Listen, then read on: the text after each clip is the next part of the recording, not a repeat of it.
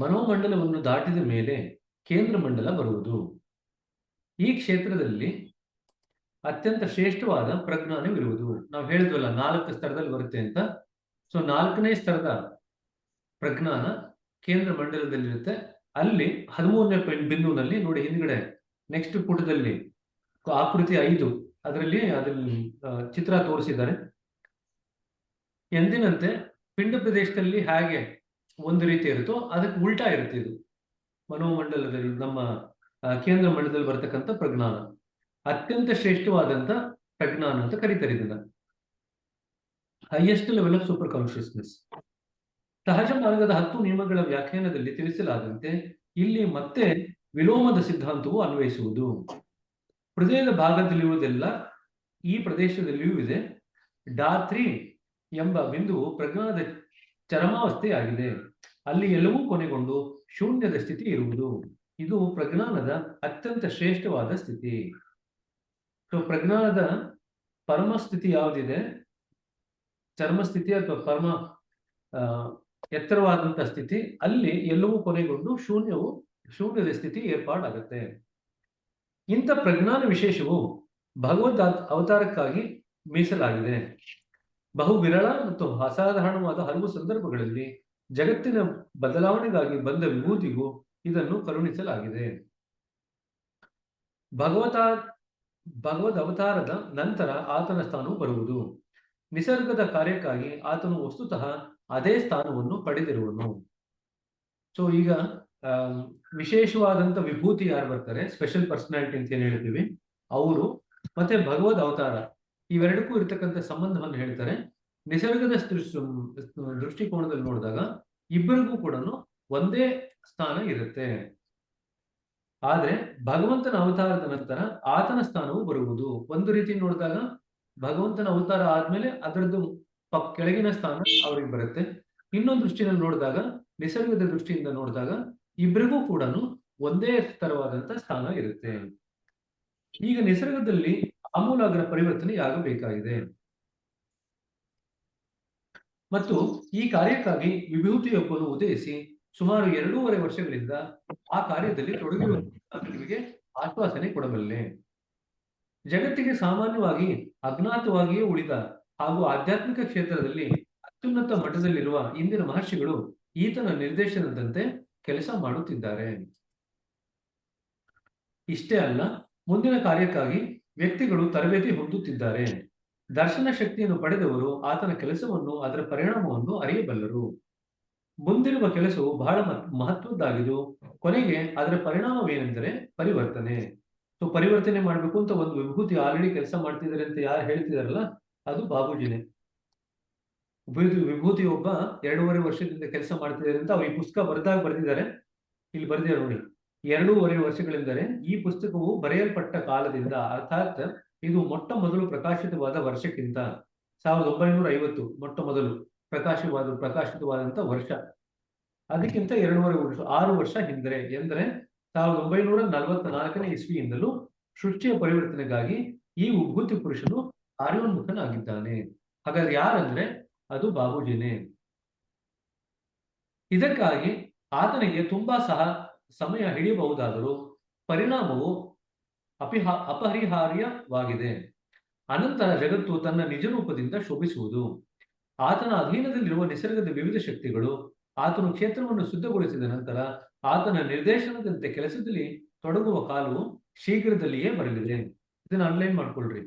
ಆತನದಲ್ಲಿ ಅಧೀನದಲ್ಲಿರುವ ನಿಸರ್ಗದ ವಿವಿಧ ಶಕ್ತಿಗಳು, ಇದು ಎಲ್ರಿಗೂ ಕೂಡ ಅನ್ವಯ ಆಗುತ್ತೆ. ನಮ್ಮ ಆಧ್ಯಾತ್ಮಿಕ ಪ್ರಯಾಣದಲ್ಲೂ ಕೂಡ ಅದು ಅನ್ವಯ ಆಗುತ್ತೆ. ವಿವಿಧ ಶಕ್ತಿಗಳೆಲ್ಲ, ನಿಸರ್ಗದ ವಿವಿಧ ಶಕ್ತಿಗಳೆಲ್ಲ ಇದೆಯಲ್ಲ, ಅದು ಮೊದಲು ನಾವು ಕ್ಷೇತ್ರವನ್ನು ಸಿದ್ಧಗೊಳಿಸಿದ ಮೇಲೆ ತನ್ನ ಪರಿಣಾಮವನ್ನು ತೋರಿಸುತ್ತೆ. ಅಲ್ಲಿವರೆಗೂ ನಮಗೆ ಆ ಶಕ್ತಿಗಳ ಒಂದು ಅರಿವು ಬಂದರೂ ಕೂಡ ಅದು ತನ್ನ ಪ್ರಭಾವವನ್ನು ಬೀರ್ಲಿಕ್ಕೆ ಇನ್ನೂ ಸರಿಯಾದಂತ ಸಮಯ ಬಂದಿರಲ್ಲ. ಸೊ ಎರಡು ಬೇಕು, ನಿಸರ್ಗದ ಶಕ್ತಿಯ ಉಪಯೋಗ ಪಡ್ಕೊಳ್ಳಿಕ್ಕೆ ಬರಬೇಕು, ಕಾರ್ಯಕ್ಷೇತ್ರವನ್ನು ತಯಾರು ಮಾಡ್ಲಿಕ್ಕೆ ಬರಬೇಕು. ಎರಡು ಇದ್ದಾಗ ಪರಿಣಾಮ ಕಂಡು ಬರುತ್ತೆ, ಕಾಲಕ್ರಮೇಣದಲ್ಲಿ ಪರಿಣಾಮ ಕಂಡು ಬರುತ್ತೆ. ಆ ಶಕ್ತಿಗಳೆಲ್ಲ ಆ ಕಾರ್ಯಕ್ಕಾಗಿ ಕಾಯ್ದು ಕುಳಿತಿವೆ. ಇಂಥ ವಿಭೂತಿಯು ನಿಸರ್ಗದ ಯಂತ್ರೋಪಕರಣವನ್ನು ಸರಿಯಾಗಿ ನಡೆಸುವಂತೆ ಮಾಡಲು ನೇರವಾಗಿ ಶಕ್ತಿಯನ್ನು ಪಡೆಯುವನು. ಹಾಗಾದ್ರೆ ನೇರವಾಗಿ ಶಕ್ತಿಯನ್ನು ಪಡೆಯುವನು ಅಂದ್ರೆ ಎಲ್ಲಿಂದ ಪಡಿತಾನೆ?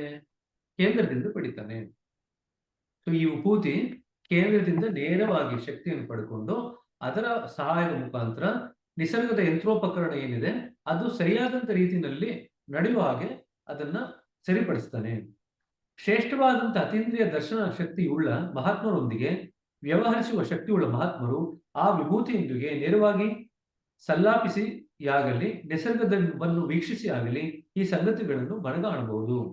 ಉಳಿದವರು ಕಾಲಕ್ರಮದಲ್ಲಿ ಪರಿಣಾಮಗಳು ವ್ಯಕ್ತವಾದಾಗ ನೋಡುವರು. ಇದು ನಮ್ಮ ಸೆನ್ಸಿಟಿವಿಟಿ ಮೇಲೆ, ನಮ್ಮ ಸಂವೇದನಾ ಶಕ್ತಿ ಮೇಲೆ ನಿರ್ಭರ ಆಗುತ್ತೆ. ಯಾರಿಗೆ ನೇರವಾಗಿ ಸಲ್ಲಾಪ ಮಾಡ್ಲಿಕ್ಕೆ ಆಗುತ್ತೋ ಅವರು ಒಂದು ರೀತಿ ಗೊತ್ತಾಗುತ್ತೆ ಅವರಿಗೆ. ಇನ್ನೊಬ್ಬರಿಗೆ ನಿಸರ್ಗವನ್ನು ವೀಕ್ಷಿಸಿ ಆಗಲಿ ಇನ್ನೊಂದು ರೀತಿ ಗೊತ್ತಾಗುತ್ತೆ.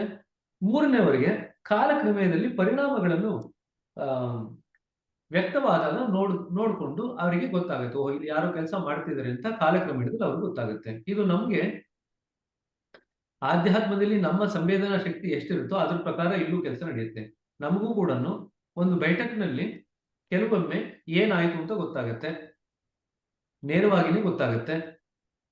ನಮ್ಮಲ್ಲಿ ಆಗ್ತಿರ್ತಕ್ಕಂಥ ಬದಲಾವಣೆಗಳನ್ನ ನೋಡ್ಕೊಂಡು ನಮಗೆ ಅದು ಕಾಲಕ್ರಮೇಣದಲ್ಲಿ ಗೊತ್ತಾಗತ್ತೆ. ಮೂರನೇ ಸ್ತರದಲ್ಲಿ ನಮ್ಮ ಸುತ್ತಮುತ್ತ ಇರ್ತಕ್ಕಂಥ ಜನ ನಮ್ಮಲ್ಲಿ ಇರ್ತಕ್ಕಂಥ ಬದಲಾವಣೆ ಬಗ್ಗೆ ಎತ್ತು ಮಾತನಾಡಿದಾಗ ಅದರಿಂದ ಕೂಡ ನಮಗೆ ಗೊತ್ತಾಗುತ್ತೆ.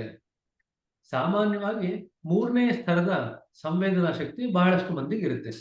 ಕಾಲಕ್ರಮದಲ್ಲಿ ಏನೆಲ್ಲ ಬದಲಾವಣೆ ಆಗುತ್ತೆ ಅದ್ರ ಪರಿಣಾಮ ನೋಡಿಕೊಂಡು ಏನೋ ಕೆಲಸ ನಡೀತಿದೆ ಅಂತ ನಾವು ನಿಷ್ಕರ್ಷೆ ಮಾಡ್ಕೋಬಹುದು. ಸೊ ಇದು ಒಂದು ಹಂತದ ಸಂವೇದನಾ ಶಕ್ತಿ.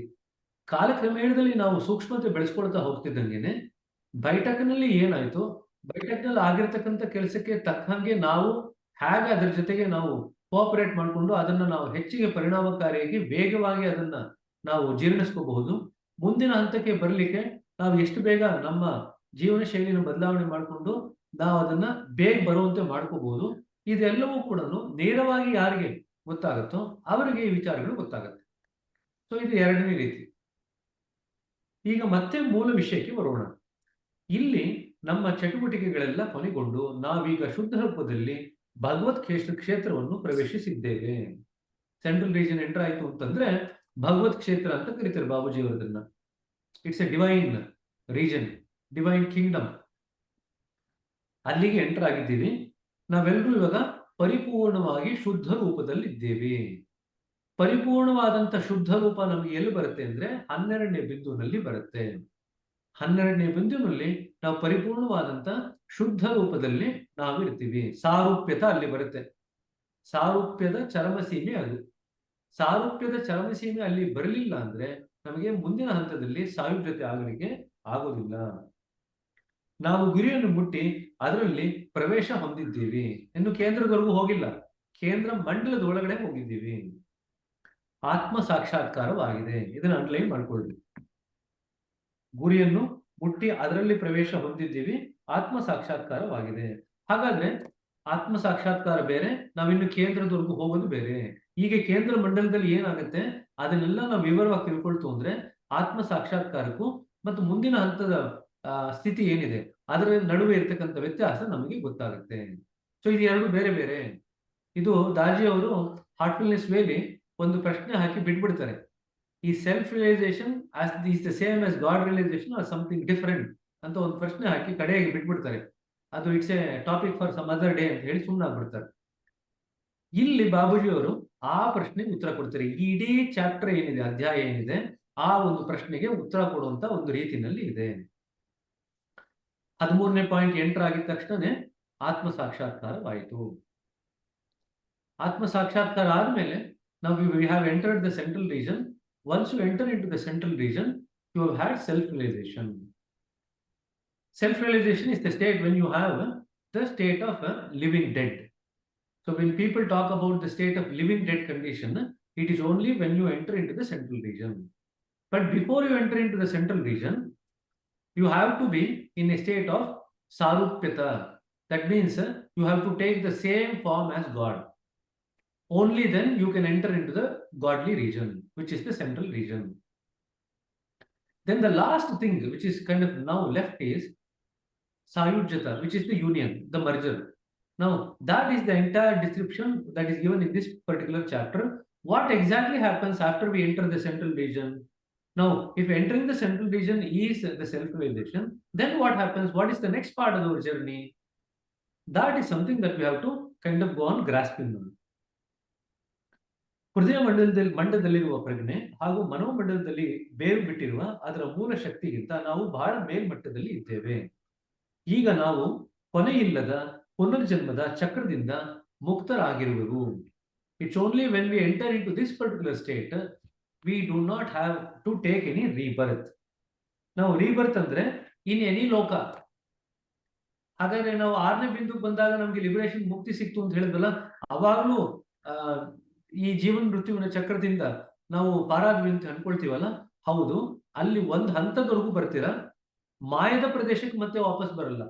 ಬಟ್ ಬೇರೆ ಬೇರೆ ಲೋಕಗಳಲ್ಲಿ ಜನ್ಮ ತಾಳ್ತೀರ, ಈ ಲೋಕದಲ್ಲಿ ಜನ್ಮ ತಾಳಲ್ಲ.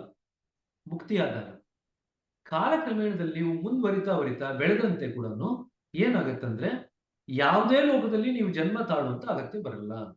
ಆ ಸ್ಥಿತಿ ಬರ್ಬೇಕಂದ್ರೆ ನೀವು ಜೀವನ್ ಮೃತ್ಯುವಿನ ಸ್ಥಿತಿ ಏನಿದೆ ಅಥವಾ ಆತ್ಮ ಸಾಕ್ಷಾತ್ಕಾರದ ಸ್ಥಿತಿ ಏನಿದೆ ಅದು ಕೇಂದ್ರ ಮಂಡಲ 8 ಆದಾಗ ಸಿಗುತ್ತೆ ನಮ್ಗೆ.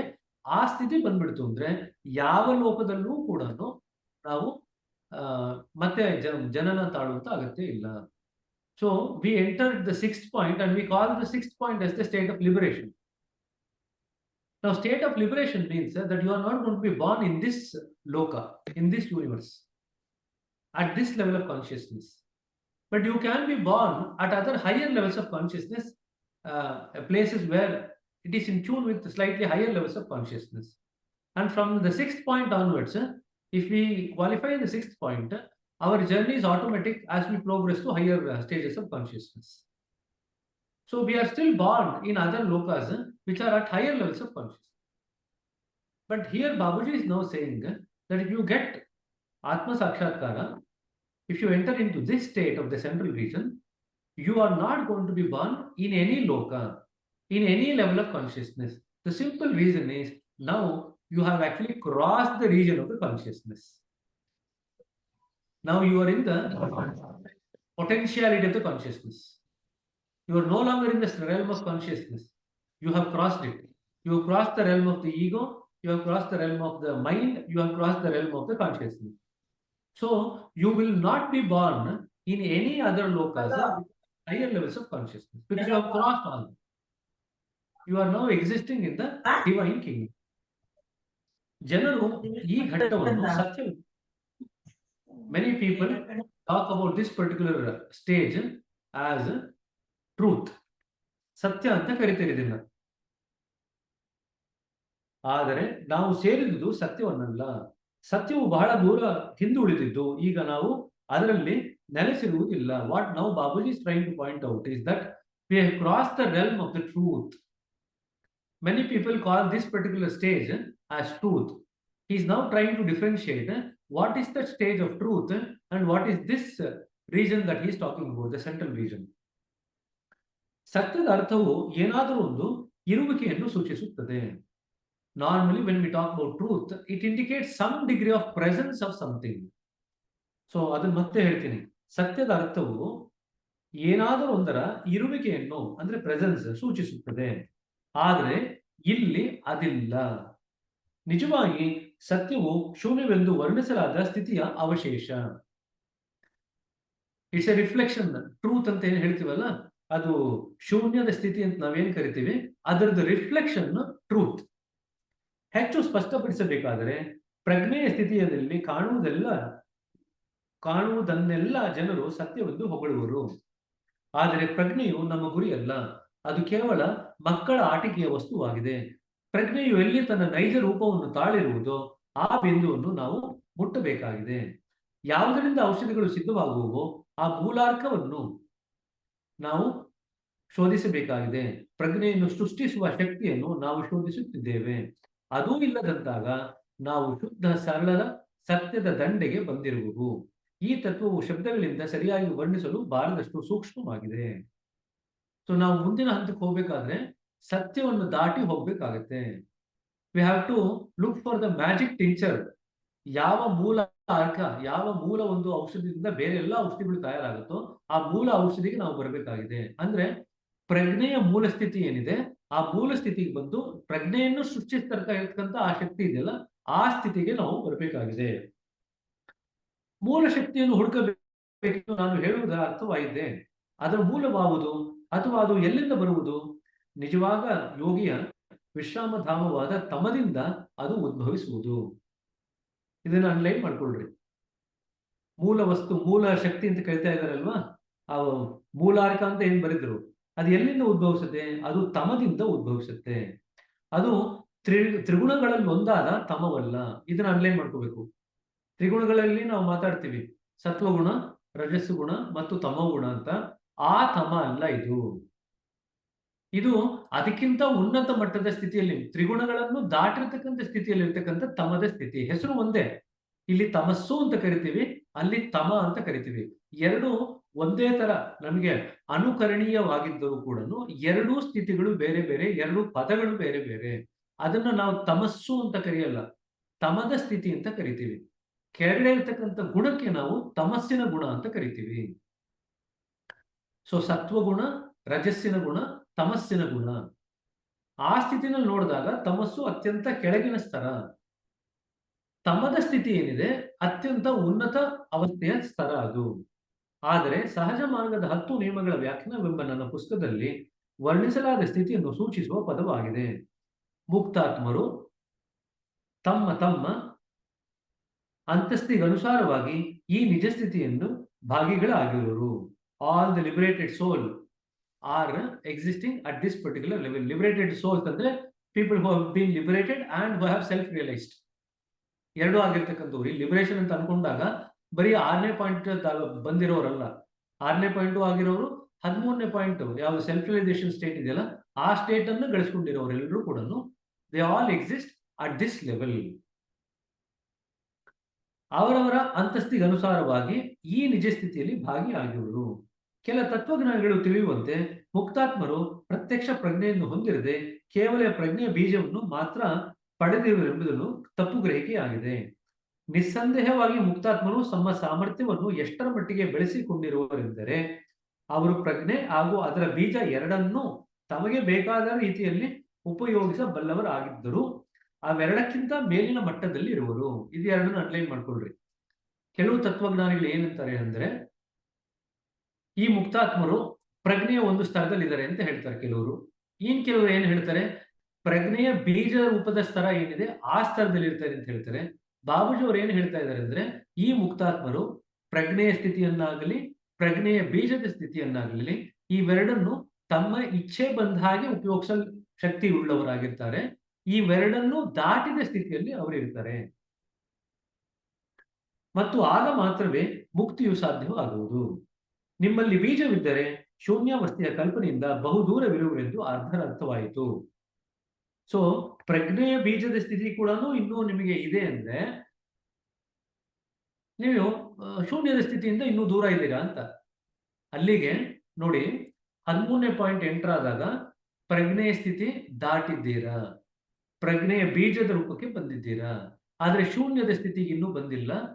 ಪ್ರಜ್ಞೆಯ ಬೀಜದ ಸ್ಥಿತಿಯಲ್ಲಿದ್ದುಕೊಂಡು ಈಗ ಪ್ರಜ್ಞೆಯ ಬೀಜದ ಸ್ಥಿತಿ ಏನಿದೆ ಅದನ್ನೂ ದಾಟಿದ ನಂತರ ಕಟ್ಟ ಕಡೆಯಲ್ಲಿ ನಾವು ಶೂನ್ಯ ಸ್ಥಿತಿಗೆ ಬರ್ತೀವಿ. ಹೋಪ್ಫುಲಿ ಇದು ಕ್ಲಾರಿಫೈ ಆಯ್ತು ಅಂತ ಅನ್ಕೊಳ್ತೀನಿ. So you cross the state of the consciousness, you enter into the seed of the state of the consciousness. That is when you enter into the central region. Now, as you proceed through the central region, you will let go of the seed of the consciousness also. Once you let go of the seed of the consciousness also, that is when we can say you have come to the state of shunyata. ಸಾಮಾನ್ಯವಾಗಿ ತತ್ವಜ್ಞಾನಿಗಳು ತಮ್ಮ ವಿಚಾರಗಳ ಅನುಸಾರವಾಗಿ ಜನರನ್ನು ಎಳೆಯಲು ಯತ್ನಿಸುವರು. ಆದರೆ ಅದು ಸರಿಯಾದ ದಾರಿಯಲ್ಲವೆಂದು ನನಗನಿಸುವುದು.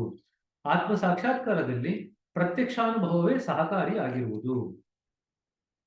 ಈ ದಿಶೆಯಲ್ಲಿ ಬೇರೆ ಯಾವುದೇ ಮಾರ್ಗವಾಗಲಿ ಗ್ರಂಥವಾಗಲಿ ಶಾಸ್ತ್ರವಾಗಲಿ ಪ್ರಯೋಜನಕ್ಕೆ ಬರುವುದಿಲ್ಲ. ಏಕತ್ವದ ಅಥವಾ ಶೂನ್ಯಾವಸ್ಥೆಯ ಸಾಕ್ಷಾತ್ಕಾರವನ್ನು ಸತ್ಯದ ಸಾಕ್ಷಾತ್ಕಾರವೆಂದು ಹೇಳುವುದು ಎಂಥ ವಿಪರ್ಯಾಸ. ಸೊ ಸತ್ಯ ಎಲ್ಲಿ ಬರುತ್ತೆ? ಪ್ರಜ್ಞೆ ಇರ್ತಕ್ಕಂಥ ಸ್ಥಿತಿನಲ್ಲಿ ಬರುತ್ತೆ. ಈಗ ಪ್ರಜ್ಞೆ ಇರತಕ್ಕಂಥ ಸ್ಥಿತಿಯನ್ನು ದಾಟಿದ ಮೇಲೆ ಪ್ರಜ್ಞೆಯ ಬೀಜ ರೂಪದ ಸ್ಥಿತಿಗೆ ಬಂದ್ವಿ. ಅಲ್ಲಿ ಸತ್ಯ ಇಲ್ಲ, ನಾವು ಸತ್ಯನ ದಾಟಾಯ್ತು. ಪ್ರಜ್ಞೆ ಬೀಜದ ರೂಪದ ಸ್ಥಿತಿಯನ್ನು ದಾಟಿದ ಮೇಲೆ ನಾವು ಶೂನ್ಯಾವಸ್ಥೆಗೆ ಬರ್ತೀವಿ. ಹಾಗಾದ್ರೆ ನಾವು ಶೂನ್ಯಾವಸ್ಥೆನ ಸತ್ಯದ ದರ್ಶನ ಅಂತ ನಾವು ಹೇಳಿದ್ರೆ ಅದು ಎಷ್ಟು ಅಪಾರ್ಥ ಆಗುತ್ತೆ, ಅಪಹಾಸ್ಯ ಆಗುತ್ತೆ. ಸತ್ಯ ಇರ್ತಕ್ಕಂಥದ್ದು ಪ್ರಜ್ಞೆಯ ಸ್ತರದಲ್ಲಿ, at the highest levels of the consciousness. That is the state in which the state of truth exists.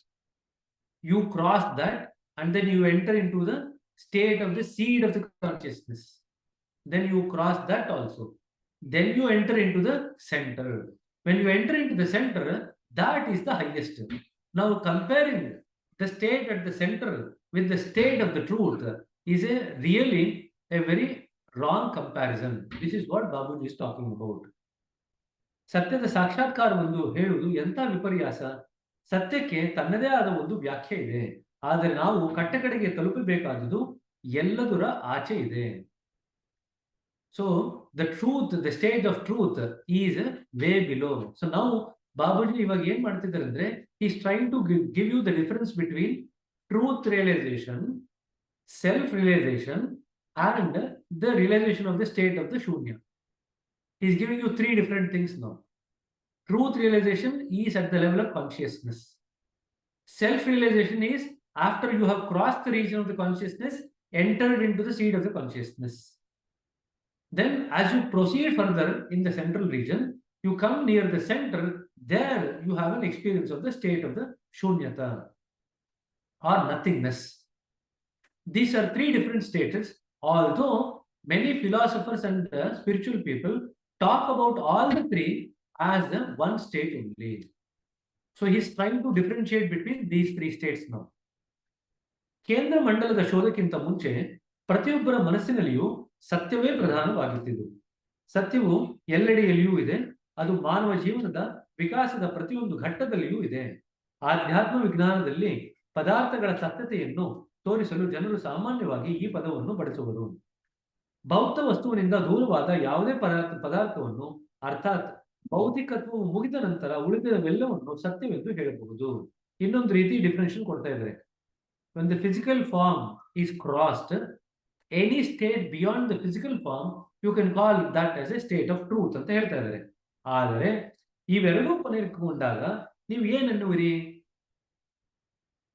ಭೌತಿಕತೆನೂ ಕೊನೆಗೊಂಡು, ಭೌತಿಕತೆ ಯಾವುದರಿಂದ ಬರ್ತಾ ಇದೆ ಆ ಸ್ಥಿತಿನೂ ಕೊನೆಗೊಂಡ ಮೇಲೆ ಅದನ್ನು ಏನಂತ ಕರೆಯೋದು?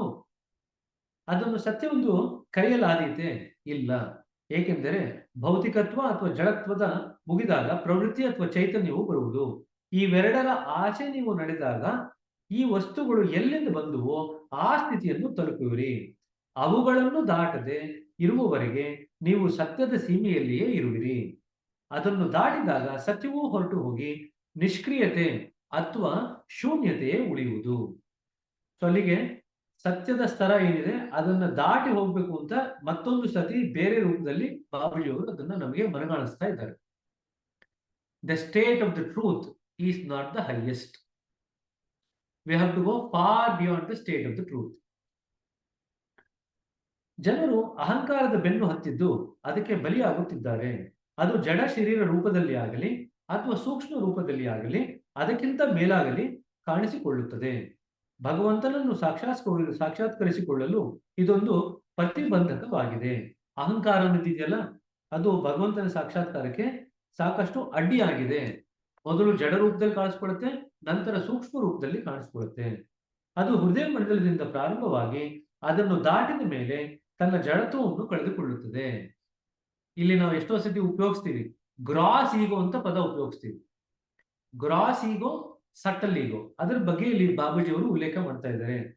ಹೃದಯ ಮಂಡಲದಿಂದ ಪ್ರಾರಂಭವಾಗಿ ಅದನ್ನು ದಾಟಿದ ಮೇಲೆ ತನ್ನ ಜಡತ್ವವನ್ನು ಕಳೆದುಕೊಳ್ಳುತ್ತದೆ. ಸೊ ಮೊದಲು ಈಗೋಗೆ ಒಂದು ರೀತಿಯಾದಂತ ಜಡತ್ವ ಇರುತ್ತೆ, ಅಹಂಗೆ. ಅದು ಜಡತ್ವವನ್ನು ಹೃದಯ ಮಂಡಲದಲ್ಲಿ ಅದನ್ನ ಕಾಣಸಿಗುತ್ತೆ, ಅದು ಅನುಭವಕ್ಕೆ ಬರುತ್ತೆ. ಅದನ್ನು ದಾಟಿದ ಮೇಲೆ ಅದು ಜಡತ್ವವನ್ನು ಕಲ್ತ್ಕೊಂಡು ಸೂಕ್ಷ್ಮ ರೂಪವನ್ನು ಪಡ್ಕೊಳ್ಳುತ್ತೆ. ಬೇರೆ ಶಬ್ದಗಳಲ್ಲಿ ಹೇಳುವುದಾದರೆ ಅಹಂಕಾರವು ತೊಲಗಿ ಹೋಗುವುದು. ಹೃದಯ ಮಂಡಲವನ್ನು ದಾಟಿ ಹೋದ ನಂತರ ಮಮಕಾರವು ಅಪ್ಪಣೆ ತೆಗೆದುಕೊಳ್ಳುವುದು. ಆಯ್ತಾ? ಮಮಕಾರ ಅನ್ನೋದು ಕಡಿಮೆ ಆಗುತ್ತೆ ಹೃದಯ ಮಂಡಲ ದಾಟಿದ ಮೇಲೆ. ಈಗ ಆತನು ಭಗವಂತನ ಮನೋಮಂಡಲದಲ್ಲಿ ಪ್ರವೇಶಿಸಿದ್ದಾನೆ.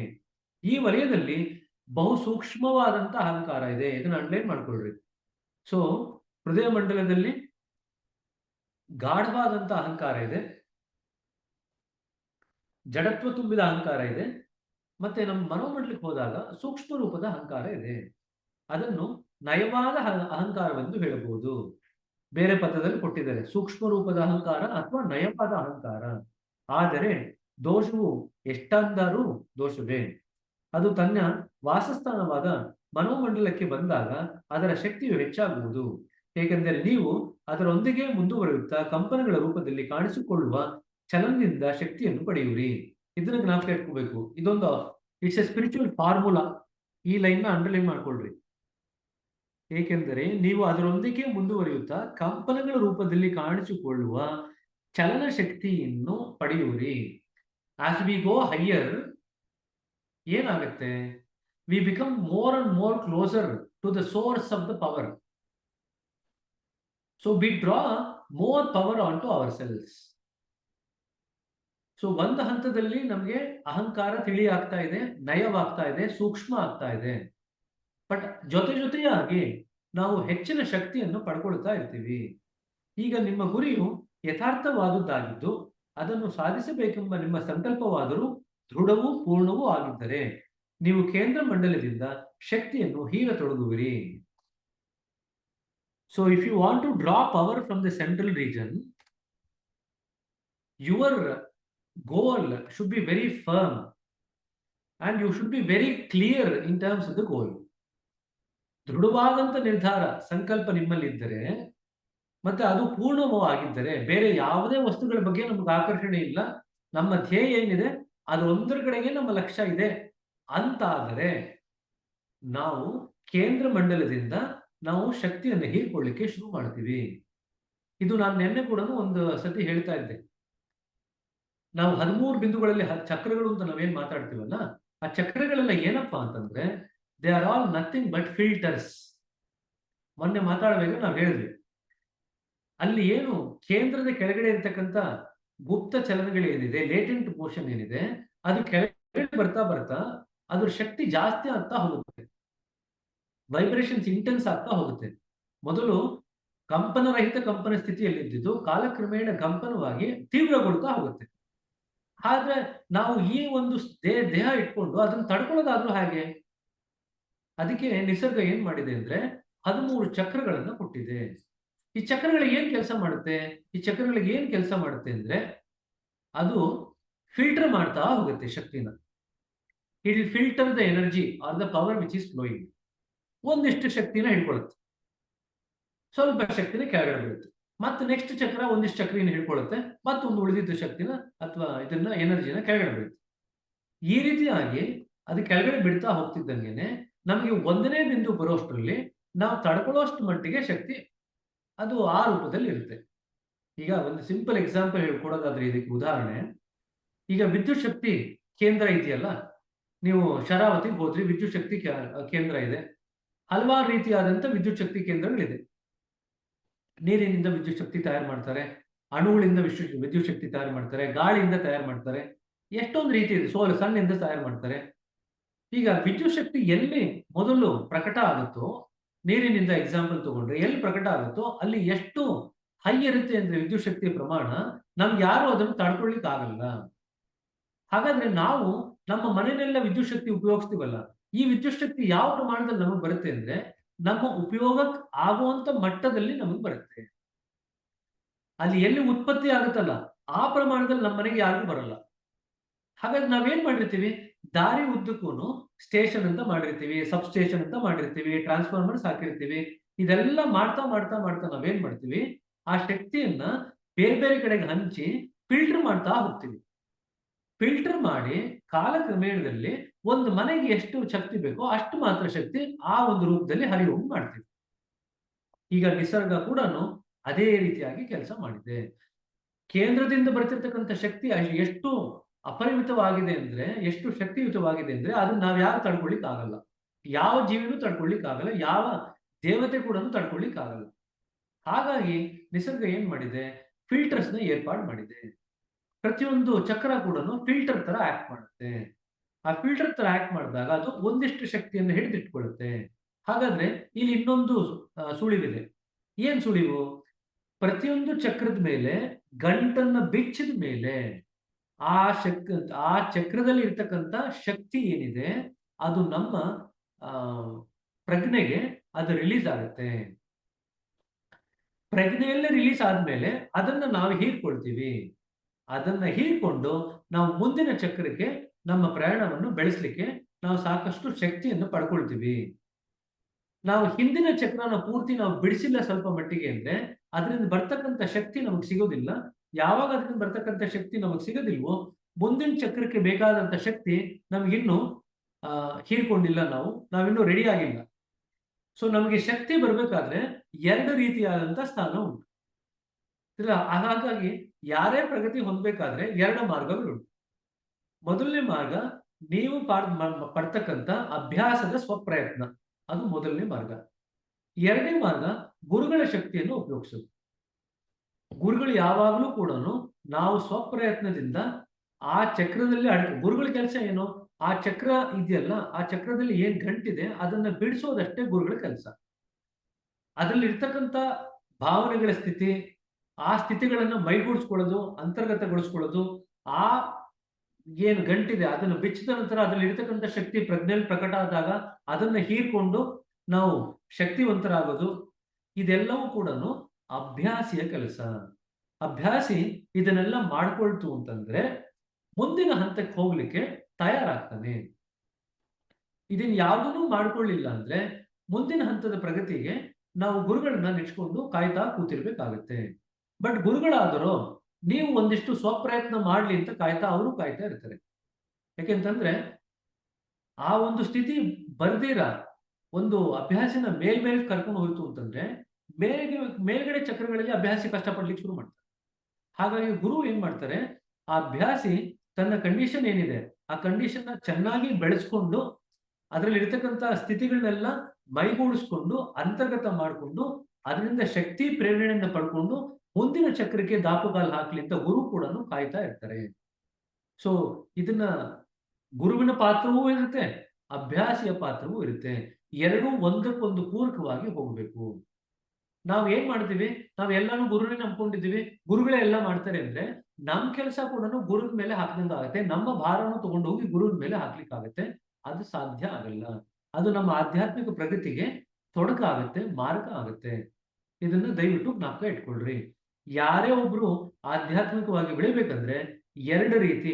There are 2 ways in which we can grow spiritually. English ನಲ್ಲಿ ಹೇಳೋದಾದ್ರೆ the first way is by self effort. The second way is by the power of the guru. Of course, initially it is the power of the guru that unties the knot. Now what happens when you untie the knot? What happens when you untie the knot is that the energy which is filtered through the knot is now released into the consciousness. Now once that energy is released into the consciousness, it is the role of the abhyasi to use their practice to assimilate all the conditions which are inherent in that particular point, in that particular knot, and also absorb this energy which is released into the consciousness. So we have to do 2 things. We have to absorb the power or energy which is released into the consciousness because of the untying of the knot. We also have to imbibe the conditions that we get at that particular knot. Once we do both the things, we become ready for our journey into the next knot. Now, the guru tries to encourage the abhyasi to do these 2 things. There are many abhyasis who do not do any of these self-effort related practices. They wait for the guru to do their every job. And that is very, very detrimental to our journey. So it's important for us to recognize our role and the role of the guru. Once in one of the previous talks, I had mentioned about 3 things which are necessary in our spiritual life. The role of God, role of the guru, and the role of the abhyasi. All the 3 have their own separate roles to play. Nobody should actually try to intervene on this on behalf of the other. That's not possible. Each one roles is well defined. 3 ಜನಕ್ಕೂ ಪಾತ್ರ ಇದೆ, ಭಗವಂತನಿಗೂ ಪಾತ್ರ ಇದೆ, ಗುರುವಿಗೂ ಪಾತ್ರ ಇದೆ, ಅಭ್ಯಾಸಿಗೂ ಪಾತ್ರ ಇದೆ. ಪ್ರತಿಯೊಬ್ಬರ ಪಾತ್ರವೂ ಕೂಡ ಸ್ಪಷ್ಟವಾಗಿ ಉಲ್ಲೇಖವಾಗಿದೆ, ಸ್ಪಷ್ಟವಾಗಿ ನಿರ್ದೇಶಿತವಾಗಿದೆ. ಯಾರೊಬ್ಬರು ಮತ್ತೊಬ್ಬರ ಪಾತ್ರನ ವಹಿಸ್ಲಿಕ್ಕೆ ಆಗಲ್ಲ. ಇದನ್ನ ದಯವಿಟ್ಟು ಜ್ಞಾಪಕ ಇಟ್ಕೊಳ್ರಿ, ಸರಿನಾ? ಸೊ ಇಲ್ಲಿ ನಾವು again Babuji is talking about our clarity about the goal and our firmness about the goal. If we have clarity about the goal, why we are in this particular path, and we have firmness in our goal, what we tend to do is we start absorbing power from the central region. ಆಗ ನಿಮ್ಮ ಮುಂದಿನ ಪ್ರಗತಿಗೆ ಆ ಶಕ್ತಿಯು ಸಂಕಲ್ಪವನ್ನು ರೂಪಿಸುತ್ತಾ ಹೋಗುವುದು. So this energy that you draw from the central region is very important to create the path for your journey further. ಮುಂದಿನ ಸ್ತರದ ಪ್ರಯಾಣಕ್ಕೆ ಆ ಶಕ್ತಿ ಏನ್ ಪಡ್ಕೊಳ್ತೀರಾ, ಅದರ ಸಹಾಯವನ್ನು ನೀವು ಪಡ್ಕೊಳ್ತೀರಾ. ಪ್ರತಿಯೊಂದು ಚಕ್ರದಲ್ಲೂ ಆ ಗಂಟನ್ನು ಬಿಚ್ಚಿದಾಗ ನಮಗೆ ಶಕ್ತಿ ಬರುತ್ತೆ, ಅದನ್ನ ನಾವು ಹೀರ್ಕೊಂಡೇ ಮುಂದುವರಿಬೇಕಾಗತ್ತೆ. ಇದನ್ನ ಜ್ಞಾಪಕ ಇಟ್ಕೊಳ್ರಿ. ನೀವು ಕೇಂದ್ರ ಮಂಡಲದಲ್ಲಿ ಮುಂದುವರಿದಾಗ ಆ ಅಹಂಕಾರವು ಸಾರೂಪ್ಯವಾಗಿ ಕಾಣಿಸಿಕೊಳ್ಳುವುದು. So the ego will appear as identity which is it's original condition in the central region. ನೀವು ನಿಮ್ಮ ಶರೀರವನ್ನು ಬಿಡುವವರೆಗೂ ಅದು ಆ ಕ್ಷೇತ್ರದಲ್ಲಿ ಕಾರ್ಯ ಮಾಡುವುದು. ಅಲ್ಲಿ ಚಿತ್ತವಿಲ್ಲ, ಒಂದು ರೀತಿಯಿಂದ ನೀವು ಆವರಣ ರಹಿತರಾಗಿರುವಿರಿ. So there is no chitta there, so there is no coverings there. So you are without covering in a naked state, and that state is called a state of identity. ಆದುದರಿಂದ ಅಹಂಕಾರವಾದರೂ ಆವರಣ ರಹಿತವಾಗಿರುವುದು. So there is ego, but you don't call it as ego, you call it as identity. It is without any covering, ಆವರಣ ರಹಿತವಾಗಿರ್ತಕ್ಕಂಥ ಅಹಂಕಾರ. ಕೊನೆಗೆ ಅದು ಮುಕ್ತಾತ್ಮನ ಸಾರೂಪ್ಯ ಚಿಹ್ನವಾಗುವುದು. ಅದೀಗ ಬಹುಮಟ್ಟಿಗೆ ನಾಶವಾಗಿದೆ ಅಂತ ಹೇಳಬಹುದು. When the ego takes this particular form, you can say it's almost like God. When the ego becomes identity, you can say that there is no more covering left. The ego is in the most refined state of existence ಅಂತ ಹೇಳ್ಬೋದು. It's almost like it's destroyed. Although ego never get destroyed fully. Ego is still there, but it's just that the ego is in the highest defined state, not in the form of ego, but in the state of identity. ಮೂಲ ಅಸ್ತಿತ್ವ ಅಂತ ನಾವೇನ್ ಕರಿತೀವಿ, ಆ ಅಸ್ತಿತ್ವದ ಸ್ಥಿತಿನಲ್ಲಿ ಈಗೋ ಇರುತ್ತೆ. ಬೇರೆ ಬೇರೆ ವಲಯಗಳಿಂದನೇ ಅಹಂಕಾರದ ಸ್ಥಿತಿಗಳನ್ನು ಓದಿಗರು ನಿರ್ಣಯಿಸಲೆಂಬ ದೃಷ್ಟಿಯಿಂದ ಈ ವಿಷಯವಾಗಿ ಸ್ವಲ್ಪ ಮಟ್ಟಿಗೆ ಹೆಚ್ಚು ವಿವರಣೆ ಮಾಡಿದರೆ ಅಪ್ರಸ್ತುತವಾಗಲಾರದು. ಈಗ ನಾವು he is trying to shed a bit more light on the stages of ego. ಅಹಂಕಾರದ ಬೇರೆ ಬೇರೆ ಸ್ತರಗಳಿದೆಯಲ್ಲ, ಅದ್ರ ಮೇಲೆ ಸ್ವಲ್ಪ ಮಟ್ಟಿಗೆ ಬೆಳಕು ಚೆಲ್ಲಲಿಕ್ಕೆ ಹೋಗ್ತಾ ಇದ್ದಾರೆ. ಇವಾಗ ಅಹಂಕಾರದ ಕಲ್ಪನೆಯು ದೇಹದಿಂದ ಆರಂಭವಾಗುವುದು. ಈ ಪ್ರಭಾವದಲ್ಲಿ ನೀವು ಯಾವುದಾದರೂ ಒಂದು ಕಾರ್ಯವನ್ನು ಮಾಡಿದಾಗ ಅದನ್ನು ನೀವು ಅಂದ್ರೆ ನಿಮ್ಮ ದೇಹವು ಮಾಡುತ್ತಿರುವೆಂಬ ಕಲ್ಪನೆಯಿಂದ ವಿಷಯಗಳ ಸ್ಥೂಲತೆಯನ್ನು ಅನುಭವಿಸುವಿರಿ. The first stage of ego is when we think that we are the body. ನಾನು ಅಂದ್ರೆ ದೇಹ ಅಂತ ಅನ್ಕೊಂಡು ನಾವು ಯಾವ ಕೆಲಸ ಮಾಡ್ತೀವೋ ಅದು ಸ್ಥೂಲ ರೂಪದಲ್ಲಿ ಕೆಲಸ ವ್ಯಕ್ತ ಆಗುತ್ತೆ, ಅದು ಸ್ಥೂಲ ರೂಪದಲ್ಲಿ ನಮ್ಮ ಅನುಭವಕ್ಕೆ ಬರುತ್ತೆ. ಇದು ಅತ್ಯಂತ ಕೆಳದರ್ಜೆಯ ಸ್ಥೂಲತಮವಾದ ಅಹಂಕಾರ. ನಾವು 1ನೇ ಬಿಂದುವಿನಿಂದ 5ನೇ ಬಿಂದುವರೆಗೂ ಇದೇ ಸ್ತರದಲ್ಲಿ ಇರ್ತೀವಿ. ಸ್ಥೂಲತಮವಾದಂತ ಅಹಂಕಾರ. ಇಲ್ಲಿ ಎಷ್ಟೋ ಜನ ಅಹಂಕಾರನ 1ರಿಂದ 5ಕ್ಕೆ ಹೋಲ್ಸಲ್ಲ, ಬರೀ 11 ಸರ್ಕಲ್ಸ್ ಆಫ್ ಈಗೋ ಅಂತ ಮಾತ್ರ ಮಾತಾಡ್ತಾರೆ. ಆದ್ರೆ ಬಾಬೂಜಿ ಅವರು ಇಲ್ಲಿ ಉಲ್ಲೇಖ ಮಾಡ್ತಿದ್ದಾರೆ, ದೇಹ ಕಂಡುಕೊಂಡಿದ್ದಾಗ ನಾನು ದೇಹ ಅಂತ ಅನ್ಕೊಳ್ಳೋದು ಕೂಡ ಒಂದು ರೀತಿಯಾದಂತಹ ಸ್ಥೂಲವಾದಂತಹ ಅಹಂಕಾರ. ತದನಂತರ ಸೂಕ್ಷ್ಮ ರೂಪದ ಅಹಂಕಾರ ಬರುತ್ತೆ ಅಂತ ಈಗ ಉಲ್ಲೇಖ ಮಾಡ್ತಿದ್ದಾರೆ. ಈ ಸ್ಥಿತಿಯಲ್ಲಿ ಮನುಷ್ಯನ ದೃಷ್ಟಿಯು ತನ್ನ ಶರೀರದ ಮೇಲೆಯೇ ನೆಟ್ಟಿರುವುದು. ಆತನು ತನ್ನ ಶರೀರವೇ ಕರ್ತೃ ಎಂದು ತಿಳಿದು ಹಾಗೆ ಅನುಭವಿಸಿ ಅದಕ್ಕಿಂತ ಮುಂದೆ ಹೋಗಲಾರನು. ಸೊ ಶರೀರವೇ ಕರ್ತೃ, ಇದನ್ನ ಅಂಡರ್ಲೈನ್ ಮಾಡ್ಕೊಳ್ರಿ. ಸೊ ಆ ಸ್ಥಿತಿನಲ್ಲಿ ಅತ್ಯಂತ ಸ್ಥೂಲವಾದಂತಹ ಅಹಂನ ಸ್ಥಿತಿನಲ್ಲಿ ಶರೀರವೇ ಕರ್ತೃ ಅಂತ ಅನ್ಕೊಂಡಿರ್ತಾನೆ. ಆತನಿಗೆ ಸ್ಥೂಲ ದೇಹದ ಹೊರತಾಗಿ ಬೇರೆ ಯಾವ ಕಲ್ಪನೆಯೂ ಇರುವುದಿಲ್ಲ. ಇದು ಜಗತ್ತಿನ ಸಾಮಾನ್ಯ ಜನರ ಸ್ಥಿತಿ. ನೀವು ಮುಂದುವರೆದಂತೆಲ್ಲ ನಿಮ್ಮ ದೇಹದಿಂದ ಬೇರೆಯಾದ ಯಾವುದೋ ಒಂದು ಕಾರ್ಯಗಳ ಕರ್ತೃ ಎಂಬುದನ್ನು ಅನುಭವಿಸಿರಿ. ಇದು 2ನೇ ಸ್ಟೇಜ್. ದೇಹದಿಂದ ಹೊರತಾದ ಅಥವಾ ಬೇರೆಯಾದ ಒಂದು ನಮ್ಮ ಕಾರ್ಯಗಳ ಕರ್ತೃ ಅಂತ ಅನ್ಕೊಳ್ತೀವಿ, ಅದು ನಮ್ಮ ಅನುಭವಕ್ಕೆ ಬರುತ್ತೆ. ಇದು ಅಹಂಕಾರದ 2ನೇ ಘಟ್ಟ. ಇದು ಕೂಡ ನಿಮಗೆ SNP ನಲ್ಲಿ ಎಷ್ಟೋ ಸರಿ ಪ್ರಶ್ನೆಗಳು ಬರುತ್ತೆ, ಅಹಂಕಾರದ ಬೇರೆ ಬೇರೆ ಘಟ್ಟಗಳು, ಅದು ಇಲ್ಲಿ ಕೊಟ್ಟಿದ್ದಾರೆ. ಅಹಂಕಾರದ ಎರಡನೇ ಘಟ್ಟ. ಇಲ್ಲಿ ಮನುಷ್ಯನ ದೃಷ್ಟಿಯು ಭೌತಿಕ ಶರೀರವನ್ನು ದಾಟಿ ಒಳಗಡೆ ಸೂಕ್ಷ್ಮ ವಸ್ತುವಿನ ಮೇಲೆ ಬೀಳುವುದು. ಈಗ ನಾವು you have cross the grosser level, you are now able to experience at the subtle level. ಜನರು ತಮ್ಮ ತಮ್ಮ ವಿಚಾರ ವಿಶ್ವಾಸಗಳಿಗನುಸಾರವಾಗಿ ಬೇರೆ ಬೇರೆ ಅನುಭವಗಳನ್ನು ಪಡೆಯುವರು. So depending on what people believe in, they attribute this aham to different things. ಆತ್ಮವೇ ಎಲ್ಲ ಕೆಲಸಗಳನ್ನು ಮಾಡುತ್ತಿರುವುದಾಗಿಯೂ, ದೇಹವು ಕಾರ್ಮಿಕ ಕೈಯಲ್ಲಿರುವ ಯಂತ್ರದಂತೆಯೂ ಉಪಕರಣದಂತೆಯೋ ಕೆಲಸ ಮಾಡುತ್ತಿರುವುದಾಗಿಯೂ ಅನುಭವಿಸುವುದು. Some people attributed to the atma or the soul. ಒಳಗಡೆ ಆತ್ಮನೇ ಕೆಲಸ ಮಾಡ್ತಿದೆ, ದೇಹ ಅದಕ್ಕೆ ಯಂತ್ರದ ಉಪಕರಣವಾಗಿದೆ. ನಿಜವಾಗಿ ಕೆಲಸ ಮಾಡುತ್ತಿರುವವನು ಕಾರ್ಮಿಕನು, ಉಪಕರಣಗಳು ಆತನ ಸಹಾಯಕ್ಕಾಗಿ ಮಾತ್ರ.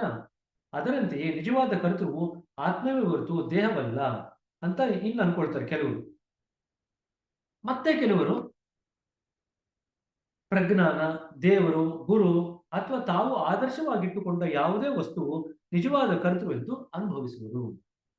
ಸೊ ಎರಡನೇ ಸ್ತರದಲ್ಲಿ ಇದ್ದಾಗ ನಾ ಮಾಡ್ತಾ ಇಲ್ಲ, ಗುರು ಮಾಡ್ತಾ ಇದ್ದಾರೆ, ದೇವರು ಮಾಡಿಸ್ತಾ ಇದ್ದಾರೆ, ಆತ್ಮ ಮಾಡಿಸ್ತಾ ಇದೆ, ನಮ್ಮ ಕಾನ್ಶಿಯಸ್ನೆಸ್ ಅಥವಾ ಪ್ರಜ್ಞಾನದ ಸ್ಥಿತಿ ನಮಗೆ ಇದನ್ನೆಲ್ಲ ಮಾಡಿಸ್ತಾ ಇದೆ ಅಂತ ಹೇಳಿ ನಾವು ಬೇರೆ ಬೇರೆ ಜನಗಳಿಗೆ, ವಸ್ತುಗಳಿಗೆ ನಮ್ಮ ಕರ್ತೃವಿನ ಒಂದು ಸ್ಥಾನವನ್ನು ಕೊಡ್ತೀವಿ. ಇಲ್ಲಿ ಭೌತಿಕ ಶರೀರವು ಕಾರ್ಯ ಮಾಡುತ್ತಿರುವುದೆಂಬ ಕಲ್ಪನೆಯು ಮರೆತು ಹೋಗಿದೆ. ಹೀಗೆಯೇ ಮುಂದುವರೆದರೆ ನೀವು ಮಾಡುವುದೆಲ್ಲ ನಿಮ್ಮ ದೇಹದ ಮೂಲಕವಾಗಿಯೂ ಅಲ್ಲ, ಮೇಲೆ ಹೇಳಿದಂತೆ ಒಳಗಡೆ ಯಾವುದೋ ಒಂದು ವಸ್ತುವಿನ ಮೂಲಕವಾಗಿ ಅಲ್ಲವೆಂಬುದನ್ನು ನೀವು ಕಾಣುವಿರಿ. ಸೊ ಇದು ಎರಡನೇ ಘಟ್ಟದಲ್ಲಿ ಏನಾಗುತ್ತೆ, ಬೇರೆ ಯಾವುದೋ ಒಂದು ವಸ್ತು, ಅದು ಗುರು ಆಗಿರ್ಬೋದು, ದೇವರಾಗಿರ್ಬೋದು, ಪ್ರಜ್ಞಾನ ಆಗಿರ್ಬೋದು, ನಿಸರ್ಗ ಆಗಿರ್ಬೋದು, ಆತ್ಮ ಆಗಿರ್ಬೋದು, ಬೇರೆ ಯಾವುದೋ ಒಂದು ವಸ್ತುವಿನ ಬಗ್ಗೆಗೆ ಅದು ಕರ್ತೃ ಅಂತ ಅನ್ಕೊಳ್ತೀವಿ. ಇದು ಎರಡನೇ ಸ್ತರ. ಮೂರನೇ ಸ್ತರದಲ್ಲಿ ಈ ಯಾವ ವಸ್ತುವಿಗೆ ನಾವು ಮಾಡ್ತಾ ಇದ್ದೇವೆ ಅಂತ ಅನ್ಕೊಳ್ತೀವಲ್ಲ, ಅದನ್ನು ಮೀರಿ ಹೋಗ್ತೀವಿ ನಾವು, ಅದು ಕೂಡ ಕರ್ತೃ ಅಲ್ಲ.